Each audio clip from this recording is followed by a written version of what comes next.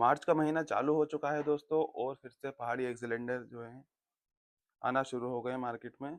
तो अगर आप भी पैरेट पालने के शौकीन हैं, तो इस महीने में आप पैरेट का बच्चा लेके आ सकते हैं।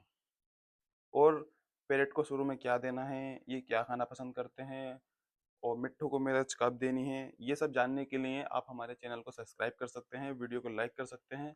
हमने पहले भी बहुत से वीडियो बना चुके हैं और बहुत से कमेंट्स हमारी वीडियो पे आए हैं जिसका हम रिप्लाई ज़रूर करते हैं।